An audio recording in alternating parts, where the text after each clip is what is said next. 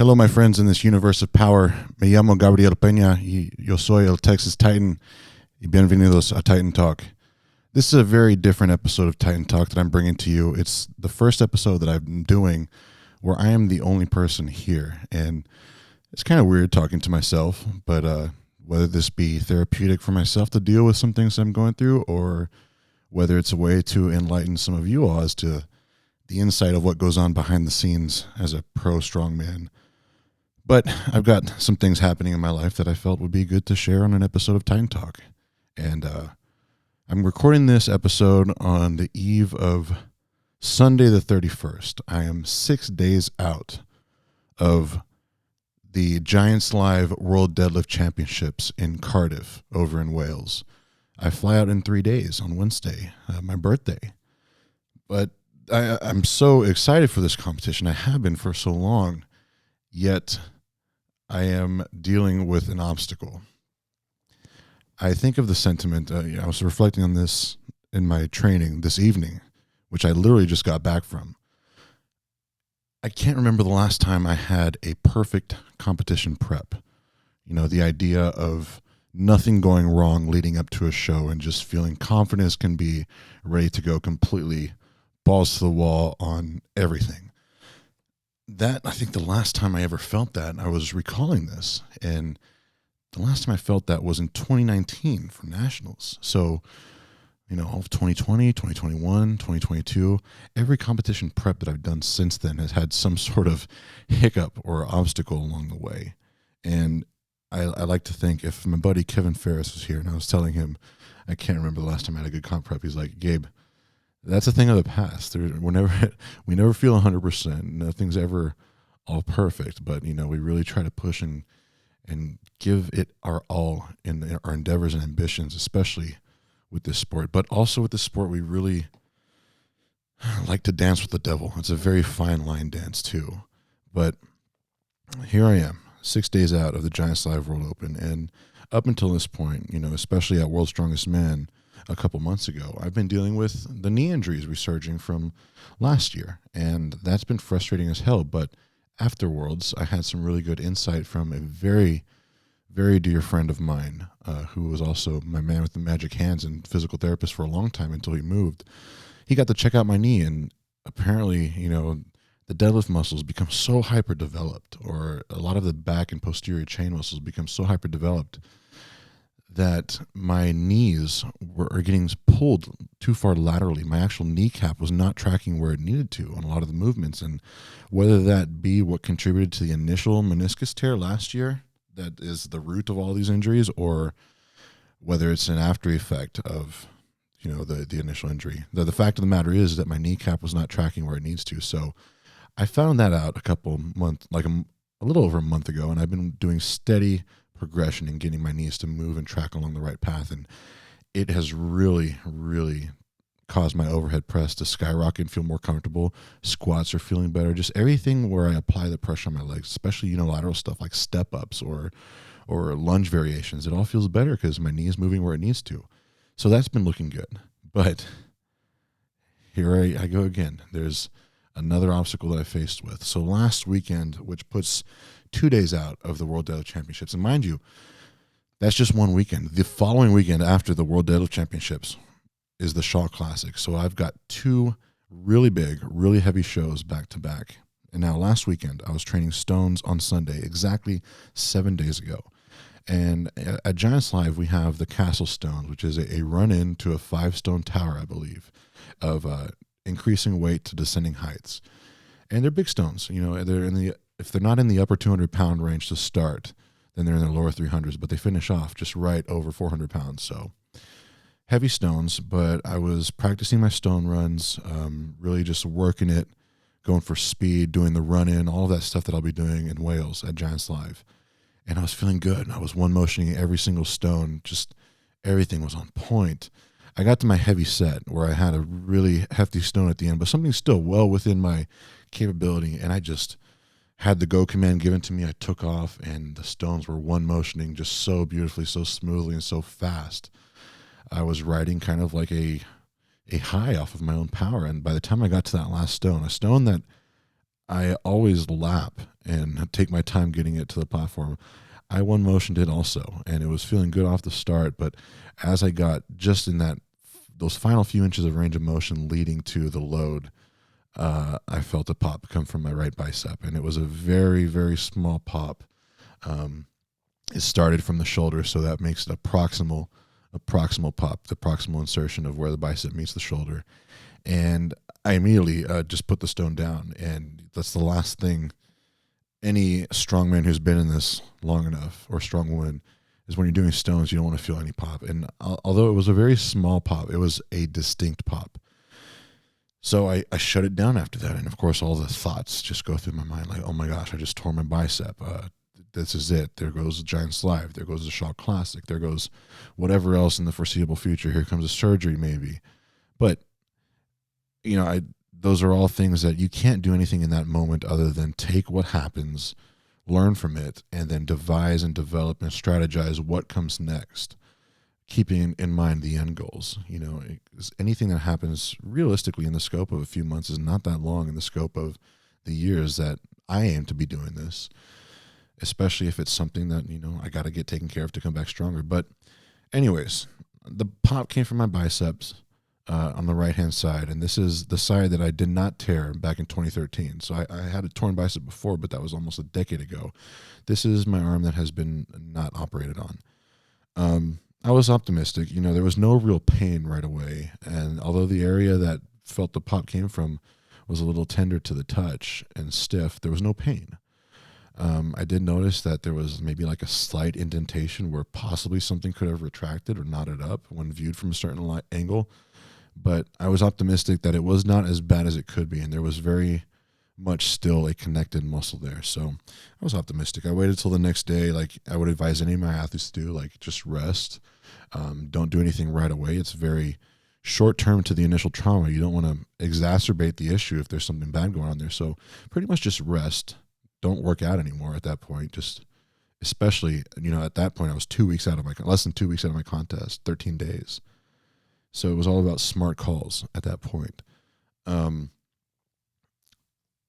went to bed, woke up the next morning. The first thing I looked for is like, is there any bruising?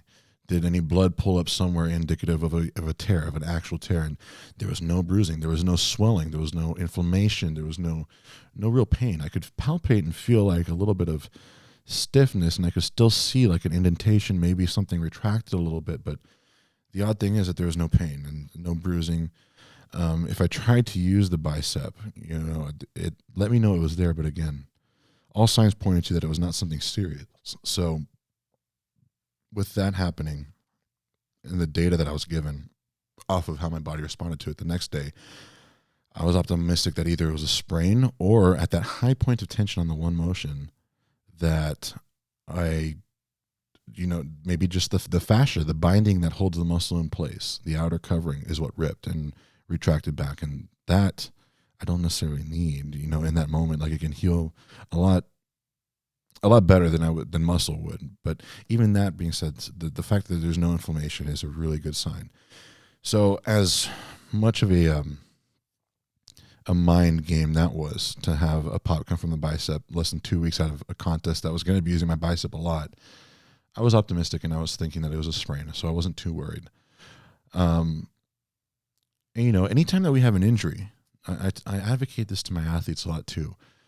You have very realistically met one of your limits, and you can blindly accept that and have it, just go in one ear out the other and go about your stuff, but you don't grow from that. Or you can take that and understand, again, the data that you are given. This sport is all about, or strongman is all about dancing with your limits and pushing the body to the extremes and seeing what incredible feats of strength and work and output you're capable of. So at times we will find those limits, but it definitely makes you a smarter athlete. It equips you much more comprehensively to know where your limit actually is. So anyways, you get an injury, you know where your limit is. You have to grow from that. You have to ideally make sure that whatever happened doesn't happen again. So learn about it. Dissect it. This is a really good reason to record yourself too, especially on the heavy sets. Like, you can see your technique and you can try to make yourself better, be your own coach, learn from your videos too. But the thing that you're hoping that your videos don't have to be used for is to be looking at again after the fact, after you've gotten injured. But if you have gotten injured and you did record that lift, you get to exactly see what went wrong or how to make things better. And so, I did record that stone run. It was one of my heavier runs. And so I had the camera rolling and looking at it, trying to see what I could have done better. And technique was there and sound. Maybe I could have gotten my grip a little more secure, but I'm not big on one motioning those stones as they get to that size. I can, and I got very close to doing it, but something about my grip was not optimum to where I was engaged. I was sharing the load. I put my biceps at a high point of tension, and maybe the stone was a little too low on my at the hip position. When I brought it and started moving up, it could have been higher. Whatever it be, I was feeling so good. I made the split-second decision that I want to keep up this momentum, put up a really good time, and really solidify some coordination for when it comes to showtime at Giants in Cardiff. It just so happened that my body was not capable of doing that physical demand, but I look back on it, I'm like, Gabe, you didn't do really anything wrong. This was just one of those freak injuries. Like, yeah, after it was done, you realize, hey, that was a high point of tension. But in that moment, you grabbed that stone, you gripped it and ripped it, and you were ready to go. You're moving. It looked good. It's just there's that very real physical limitation. So you learn from the injuries. I know that my gut hunch is to not one motion the stones that size yet. I'm not quite Trey Mitchell enough to do stuff like that yet, but I would like to get to that point. But if I could have gone back and realized, like, hey, the plan from the get-go, you one motion these four and then that last one, let's lap it and get a real accurate shot, and then boom, that's it. That's the only thing I could have done differently. But again, it was moving so good. My stones felt great. I was fast. I was going to have a really good time. So there's the coordination training that got done. But that was one thing. So to get that little thinking that I had a bicep tear this close to competition really freaking sucked. But whatever, it was the next day, no bruising. The day after that, no bruising, no inflammation. It was looking good, not too worried about it. Tender, but not to the point where it's taking me out of contest, and definitely somewhere in a zone where I'm still very optimistic about. So fast forward from Sunday to Tuesday. This was whatever day it is, Tuesday. That leaves me 11 days out of contest. I went over to Gentry Gym in Harlingen because they have a really nice leg press, and I have the Shaw Classic coming up, and we've got that car leg press that videos have been circulating around of, and it's a very gnarly leg press. I mean, you're literally pressing a car that's been mounted on top of this thing. Brian had these incredible leg presses, custom upgraded to where you could mount a car very securely and very safely onto this frame. But I like to think of how it's going to feel to not, of course, first to sit down and look up at this thing. You're lowering on that eccentric. You're lowering a big ass Ford right down at you, and there's the very real visual illusion that this car is coming crashing down at you unless you can press it back up. But then there's also the weight of feeling that. They have hollowed out the car. So you're essentially pressing the frame of the car, but a frame of an SUV is still a frame of an SUV. The leg press is going to come out close to 2,000 pounds, I believe. And that's a lot of weight, but it's something that I've been steadily conditioning myself to. I don't own a leg press. Prior to a couple weeks ago, the last time I did a leg press, I want to say is the better part of a decade ago, maybe like 8 years or something like that. So knowing that fact and how long it's been, I reached out to the owners of Gentry Gym in Harlingen. Very, very kind and accommodating people. And Jackie Gentry, shout out to Jackie.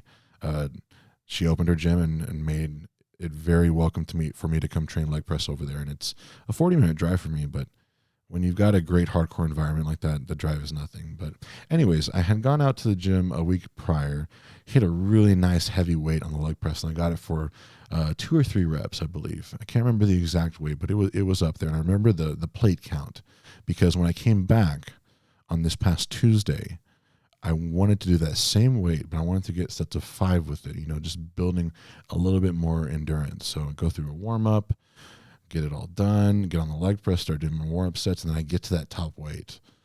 I wrap my knees, I'm set, I press it up, it feels heavy, but I'm ready for it. I bring it down on the eccentric and I start pressing 3/4 of the way up, pa! A very distinct, almost something I would say violent, but a pop came from my inner thigh on my left leg. And it did not affect me from locking out the rep, but I mean, it was a pop. It was there, and it felt more violent than the pop that I had just felt in my bicep 2 days prior.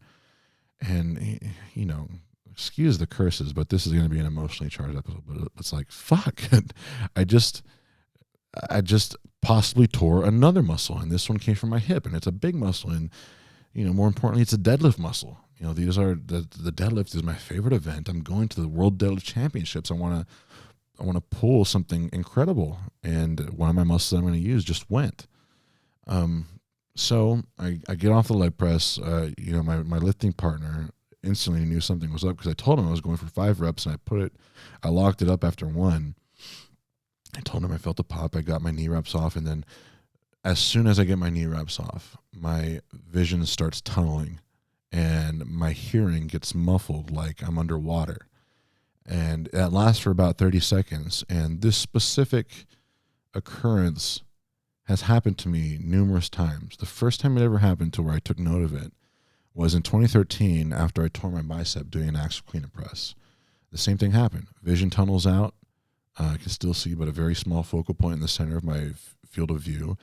And then my hearing kind of muffles out like I've just gone underwater. It's kind of like an early warning system where my body, after whatever physical stimulus I just did, was like, hey, Gabe, something just happened and it's significant. Shut it down. This is us telling you that you need to back up.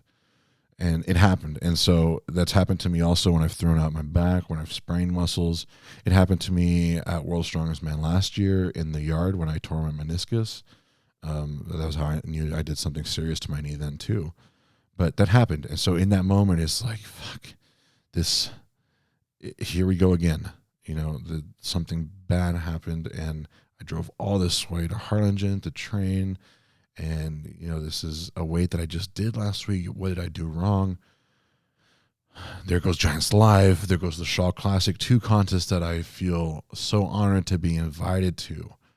I'm so eager to prove the strength that I know I have to the world, and to pull a new personal record deadlift for sure, and to steadily chip away at my ultimate goal of the world record deadlift, but also to pull the world record Hummer tire deadlift at the Shaw Classic, and to redeem myself after last year's performance where I either zeroed or had to back out of 4 of the 8 events last year due to my knee injuries. I want to redeem myself. I want to do better. I want to keep pushing the bar of my personal performance and gain the titles of champion that I know I can get. But then that all comes crashing down the second you feel that pop, and even more so when I get that early warning system that, hey, your hearing's going out, your vision's going out, something happened. And it's crushing. It's crushing to know that those opportunities can just slip through my fingers like that. So anyways, I pack it up, the long drive home, I'm reflecting, what could I have done better? How can I learn from this injury? Because as bad as all the other shit is, not being able to go to these contests, not being able to, prove to myself, to do these things, to become champion, whatever all those thoughts are, I'm thinking already, how can I prevent this from happening again? Because in the chance that this is something small, I still have work to do in these last few days leading up to both Giants and the Shaw. And I'm thinking maybe I rushed through a warm-up. If it's so the muscle where it popped is one of my hip adductors, the muscles on the inside of the thigh. There's 3 big adductor muscles that run down the inside of the leg: the adductor brevis, the adductor longus, and the adductor magnus, I believe, that are all in that order going down. And the pop that I felt like it came from an insertion point of the muscle, and it kind of like fans into the femur, these adductor muscles. It felt no bigger than like 3/4 of an inch, no bigger in diameter of that muscle fiber that popped. And it's either at the top of the adductor longus at the top of the adductor magnus, right above the knee, or at the bottom of the adductor longus, maybe a third up the femur. And I knew it came from a very small area, and I could palpate it. I could feel it. It was tender. There was no pain, just like the bicep injury. There was no immediate pain, but it was tender, it was stiff, it locked up. And then, of course, with that drive all the way back, I'm in a seated position. It's getting even more stiff for those 40 minutes that I'm on the road.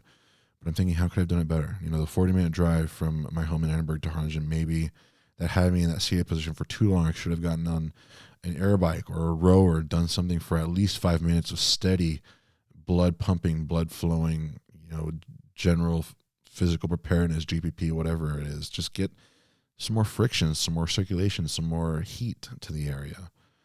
Maybe I should have done more of a warm-up. You know, I did step-ups, I did hip rotations, I did my usual quads warm-ups, I did,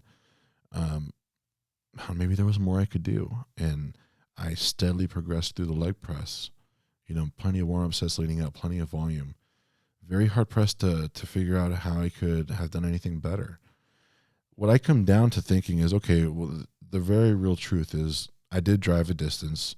I probably should have gotten on a bike or something for at least 5 minutes, get some good warmth and circulation going on. But the other truth is, you know, backtrack a couple minutes ago, I just told you that the last time I did leg press prior to 2 weeks ago was 8 years ago. This is still a very new tool for me to train with. And I missed it. I love being able to push my legs hard without the drawback of having to exhaust my back. But it is still very new, and I'm going very heavy right off the bat. I have the leg power, I have the back power, the posterior chain power. The muscles can do this weight, but are they conditioned to doing it? And even more so, one thing that I did change in this session where I felt the pop compared to the previous session is I moved my legs higher up on the platform, whereas the previous session I had them midway or just a little bit lower. I did that because I saw a lot of my fellow competitors, including Brian, training with their legs up higher on the leg press, and I tried it in my early sets. It felt good, so I kept with it even for my heavy sets. But to have that stance change and still to go well above the 1,000-pound range in the leg press, I mean, that was enough to have that hip adductor just go out, and it freaking sucks. Especially the time frames, you know, that these two injuries happen, because the worst case scenario for both of them is that I tore a muscle, especially this hip one, like knowing that it felt more violent than the bicep one. And of course that could be like, hey, the hips are bigger muscles, you know, it's a muscle of your leg, it's not a muscle of the upper arm. But it could also be like, hey, this thing freaking popped on me, you know, something is not connected anymore. I felt it. And then the best case scenario is that it's a muscle sprain. You know, I have had injuries in the past where I felt the pop, and the sensation of the pop that I felt is actually the muscle violently releasing or getting pulled past its point of maintaining flexion. And that sounds like a pop, or it feels like a pop sometimes. That's happened to me before.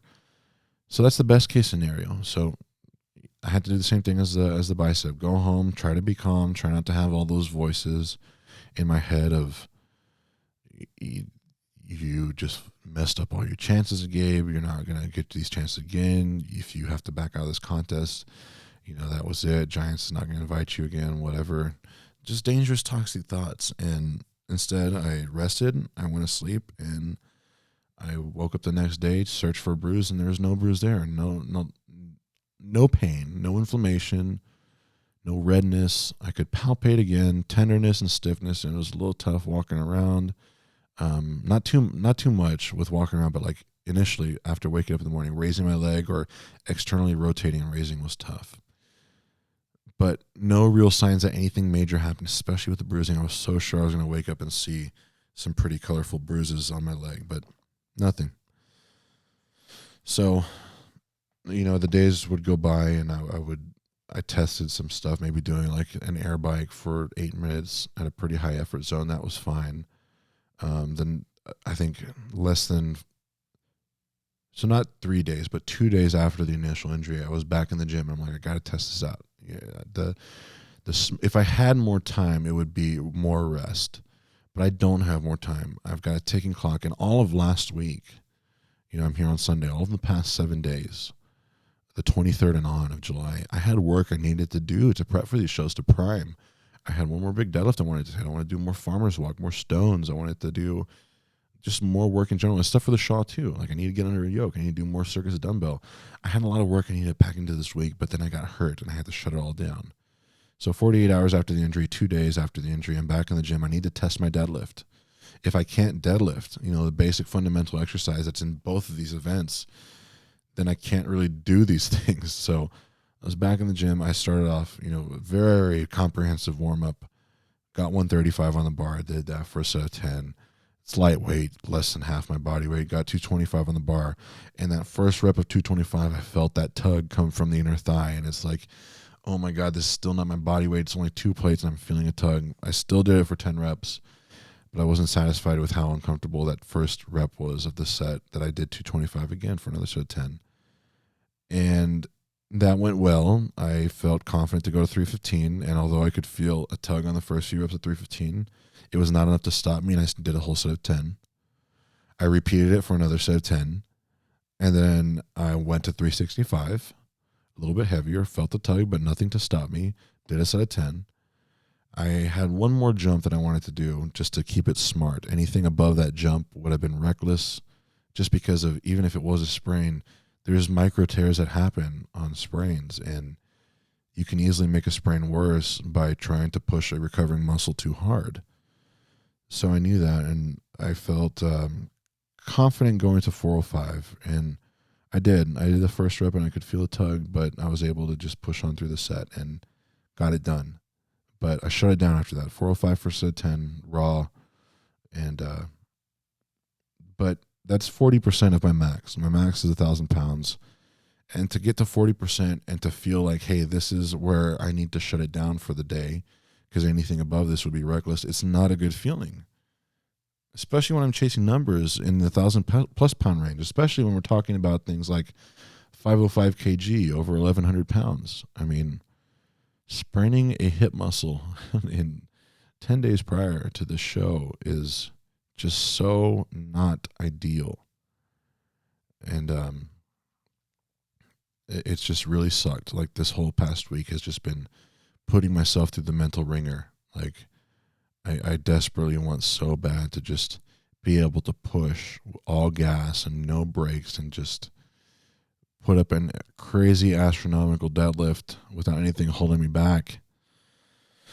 But the universe just likes to throw these little hurdles at me from time to time, especially when it gets close to contest. And the biggest mental challenges I've had, the most mental games I play with myself, are in those final few weeks leading up to a show, and this certainly doesn't help. So all of last week, this work that I had, the heavy yoke that I wanted to do, the circus dumbbell, the leg-driven log press, like that all got put on pause. I couldn't do it because it would be reckless for the leg. Not to mention the bicep that I'm still unsure as to what happened.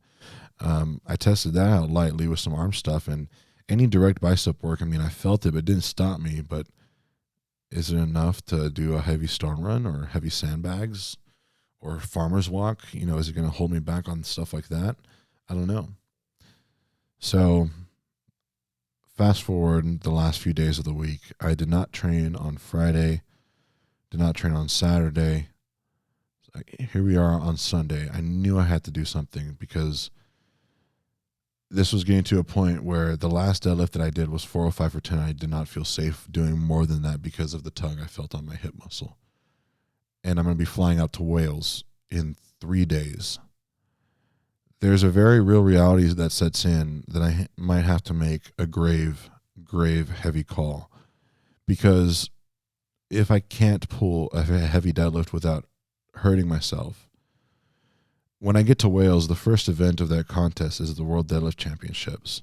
I'm going to be in a stadium filled with thousands of people, surrounded by my brothers in strength who are the best deadlifters in the world. It's not an environment where I'm going to go in there and I'm going to half-ass it. Like, I'm going to give it everything that I freaking have in that moment and see what I can do, regardless of what my body is telling me to or not to do. And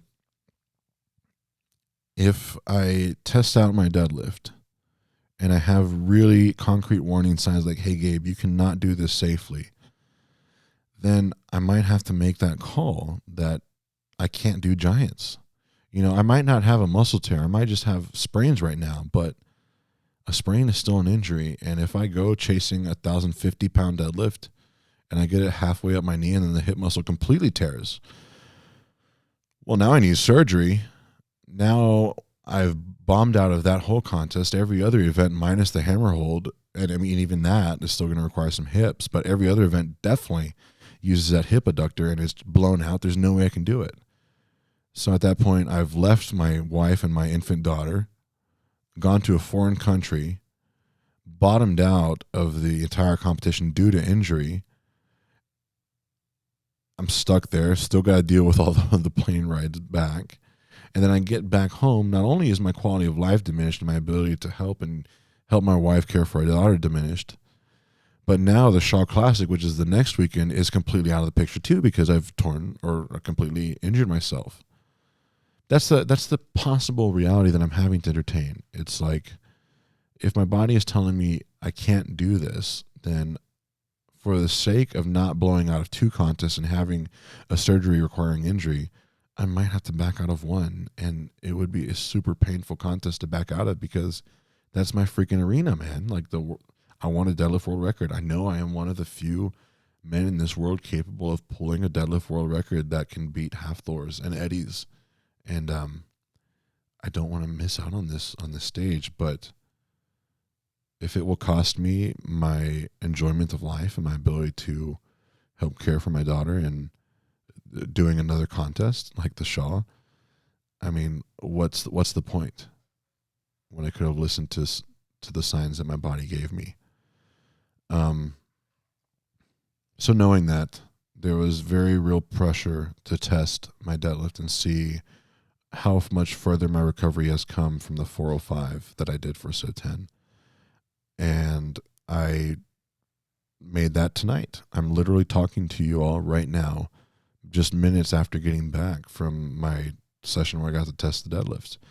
And I needed to test out my suit too, because where that hip muscle is right where the leg cuff of the suit is. And if that's pressing down on anything in a weird way or uncomfortable way to where I can't even get down to the bar, well, then that's really bad news.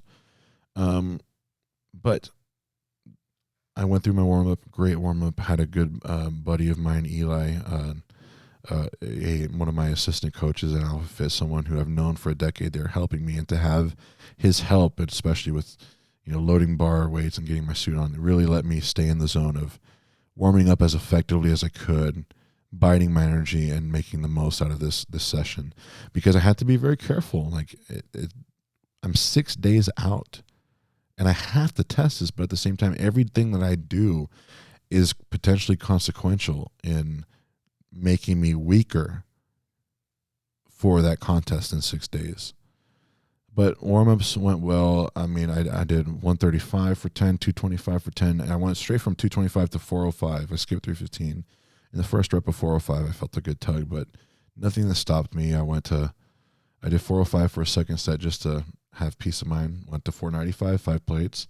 Went to 585, 6 plates. That felt good. 635. And then my final set, 675, was the set that I did raw. And although I could feel a tug, it was good. It was good. It went up pretty smooth. On all my reps, I'm recording them, and I'm looking at them as they go. I'm trying to get as many data points as I can to make the most educated and well-equipped smart calls as I move forward. If I see anything in my videos that's like, hey, that's a really big red flag, let's not go up from here, this is costly, then of course I was going to pull out and stop. But everything looked good, and I was getting a slight drift to my right, to my good side, off the ground. I guess in that moment where the bar breaks the ground, I could see my nose just slightly shift over to the right a little bit, and then it levels out on the way up. That indicative of that breaking point of tension to get a little bit more power from my good side versus my bad side. But 675 went up, and going into tonight, I remember telling my wife as I walked out the door, I'm like, if I cannot get at least 800 pounds in my suit, then I got to pull out of this contest. So that was my goal. Get to 800. If 800 can happen, then I've passed this first checkpoint of like, okay, we can still possibly have a chance at this.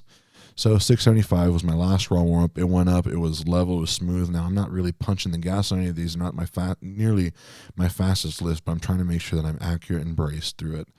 I put on my suit. I got 765 on the bar, 8 plates on each side. I lift it, boom, it goes up. Not super fast, but steady, smooth, and level. I could feel the muscle a little bit, but with that first rep in a suit, I felt the suit much more than anything muscle-wise. So I took that as a good sign. I looked at the video, it looked level. Even with a slight drift to the side, I felt confident that I could go to 815. And threw a 25 on each side of the bar, went to 815, and I got the damn thing done. I felt a tug right on the muscle, but nowhere near anything screaming. There's no pain. I'm walking fine. I can squat up and down fine. I got that 815 done, 15 pounds heavier than what I originally set out to do as like what I needed to get done for tonight. So I'm happy. I'm still, set to go to Wales. I'm still set to really dive into this thing. I think that with how much I recovered from when I tested out my deadlift initially, doing the 405 for 10, which was on last Thursday, up until now getting to 815, that's a big increase. And if things keep trending upwards and I keep on top of my recovery between now and Saturday, I should be fine. And realistically, going through the deadlift today kind of is that stimulus to my body, like, hey, we still need to get this work done, make whatever internal changes necessary to speed up this recovery, because this workload is not going anywhere. And having that stimulus to show the body what needs to happen, this can very, very much be viewed as active recovery. I don't feel like I didn't take away anything from myself. I don't feel beat up in any way. It was a very focused, mentally driven session, self-aware, and I got done what I needed to. But this was kind of like that first checkpoint. I still need to tomorrow do like some farmer's walk, some sandbag auto object picks, test out that bicep, and not just the bicep, but the combination of the adductor working with the bicep. So I'm optimistic right now, but the thing that just is really shitty is the time frames here.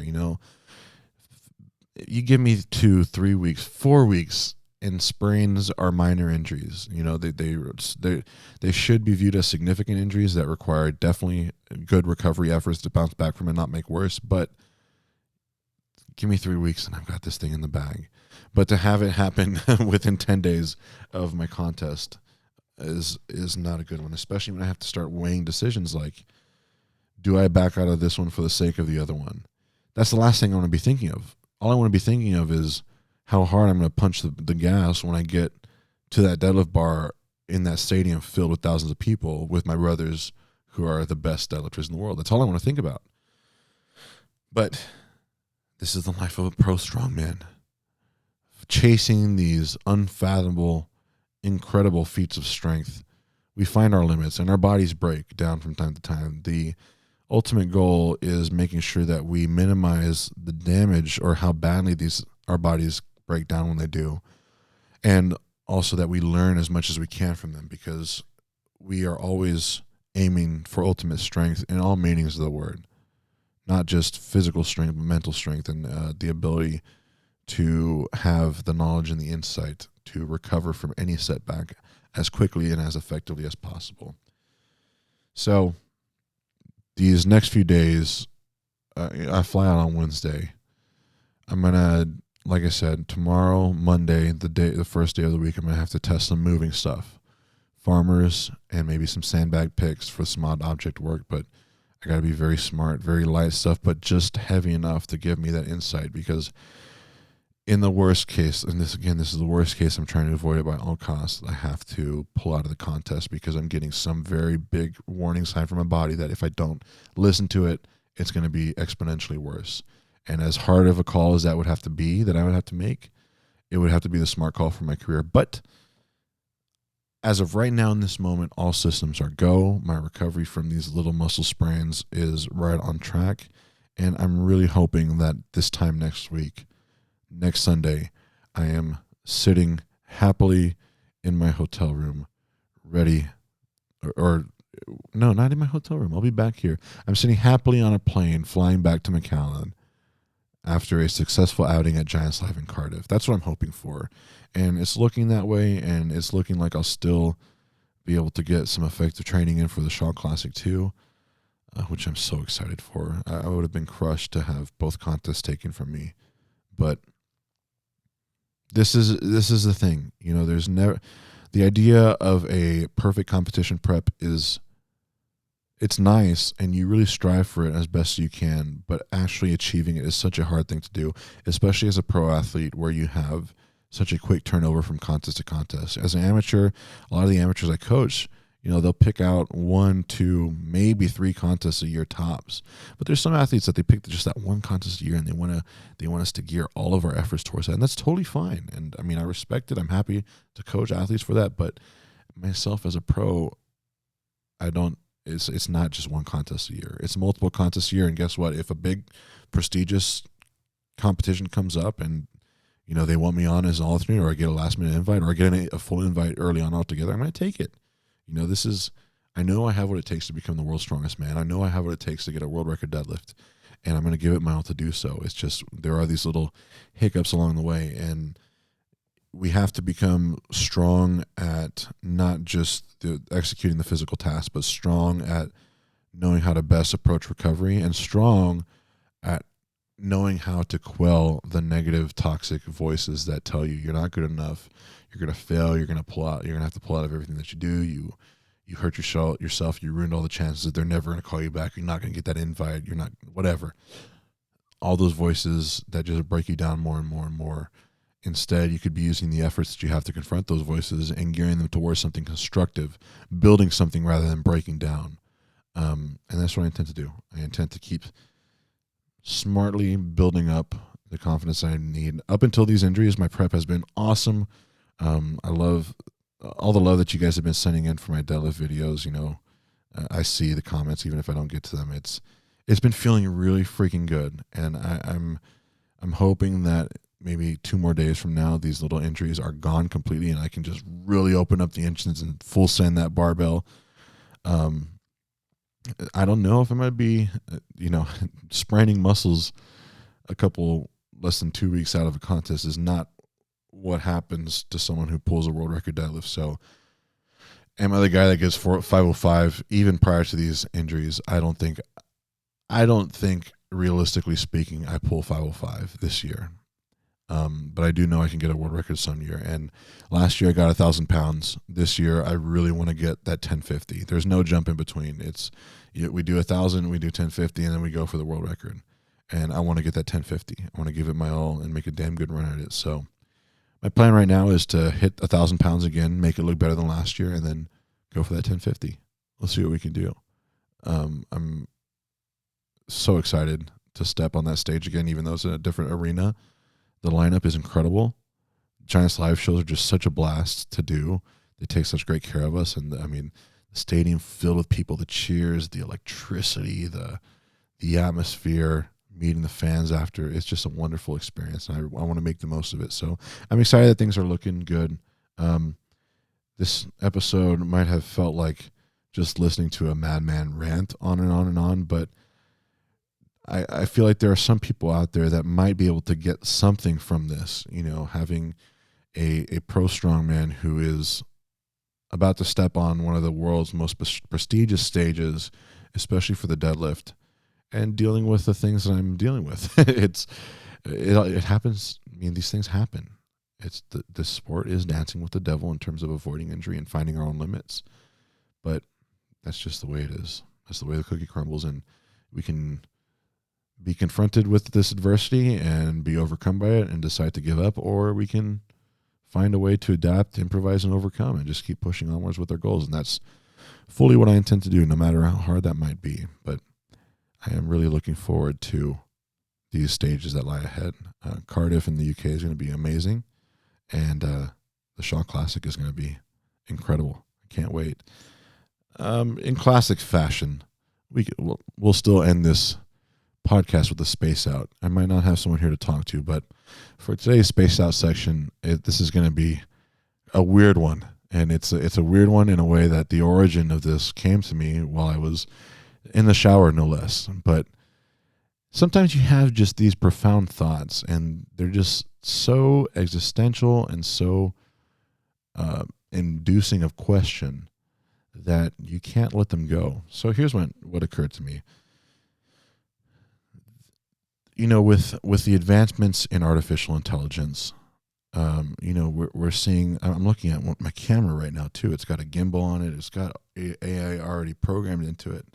My drones have artificial intelligence. Our computers, the soundboard has artificial intelligence. There's artificial intelligence all around us, and it continues to improve. And there's a very real threshold in the future of human history where the ability of our machines that we've programmed become so advanced, so effective that they develop consciousness, that they excel in tasks beyond that of what a human is capable of. Right now, that point is still far ahead in the future, but it's closer than it's ever been, and it keeps getting closer because the machines keep improving. The neural networks of these computers, of these robots, I mean, the intelligence is growing. And so the thought that occurred to me is, especially with the new James Webb telescope images coming out, where we get to peer further in to the origins of the universe as more so than we've ever had before. Every star that we see is light that was shed from that star, however many millions of light years ago. We get to see further back into the history of the universe and how it came to be. But understanding how far we get to see back and trying to discover the purpose of why this all happened, I start thinking about, okay, our lives are so temporal. We, at best, we live to 100 years. But 100 years compared to the almost 14 billion years that the universe has been around, or the several thousands of years that you would need to go to that neighboring galaxy that's 1,000 light years away if you could travel at light speed. I mean, these are scopes of time that are so much greater than the little 1,000-year blip in time that we get to call a lifetime. At some point, the human life is just not long enough to be able to explore the cosmos that we have at our disposal, unless we can have some sort of incredible life-changing longevity technology, and along with warp drives or whatever that can get us from A to B in the blink of an eye. But the scope of our lives is so small, so there's a point where we develop artificial intelligence that it has exceeded what we can do. It has no lifetime. It lives infinitely as long as electricity and computers and computational tools are available. And it can keep growing, especially if the intelligence is sentient enough to where it can build on its own. It can update itself. It can upgrade itself. It can maintain itself. It can grow. What if the purpose of our lives in this universe is not, what if we're never going to be able to understand the universe wholly, but our purpose is for us to generate artificial intelligence, for us to generate the robot sentience, so that the robots that we wind up creating, or the intelligence that we wind up creating artificially, lives much longer than we're ever able to, and can gain so much more understanding of the living universe around us, that maybe the intelligence that we artificially create is what can finally come up and find the answer of what the purpose of life is here in the universe, or what the purpose of the universe is, how it came to be, how it comes to end. Crazy things to think of in the shower, but artificial intelligence can't just happen. It has to be created by us. But when you talk about the Big Bang, all life coming to be in the blink of an eye, you have the right mixture of elements. The think of the soup of life. You have the carbon, you have heat, you have oxygen. You had that pull of life, the primordial ooze that got struck by lightning at the exact right moment, that created the first single-celled living creature, living organism, and everything grew from that. Life can happen organically, and that's how we came to be. Over millions and millions of years we evolved, but now the evolution of man has come to a point where we can create life artificially, life that does not have the bounds or the limit of 100-year lifetime. It can far exceed that, and it can keep growing on its own. what if that is our purpose? What if our purpose was to create the technology that will outlive us and continue to explore the cosmos? And what if that's as simple of a purpose as it is? It's a very crazy thought to have, but the reality is that we don't live long compared to the scopes of which this universe has been around and the scopes of which it extends. And even the amount of time it would take for us to get to the edge of our solar system, that is a tremendous chunk of our life with the technology that we have. Where exactly that thought wants to take you, I don't know, but it was a weird one to have in the shower, and kind of crazy to think of the fact that there is a very real point theoretically where technology can supersede or can surpass human capability. And if it does, what's to stop it from growing? What's to stop it from taking over everything that we've built and to go further than we've ever gone? I think that's a very real possibility to entertain. And it's a weird one to keep you up at night if you want to think about it too much. But that's a space out. And I wish I had my buddy Kevin Ferris here to talk about that with. We had a good space out if you didn't catch that on the episode I did with him. But anyways, my friends, it's been a wild week. It's really unfortunate that I'm dealing with injuries. I just want to have a really good prep where I can push hard, but at least I am smart enough and good enough of an athlete to where these injuries were not full-on muscle tears and they're just sprains. So there's that to be thankful for, and I'm thankful that I was able to pull out an 815 deadlift tonight and keep the train moving towards Cardiff. I'm excited for the days ahead, and I wanted to bring this little episode just in case any of y'all found it useful, but you'll have more from me in the coming days. I'll provide you with updates. For now, thank you all for all the support. Thanks for tuning in to Titan Talk. This is Gabe, and I'll talk to you again soon.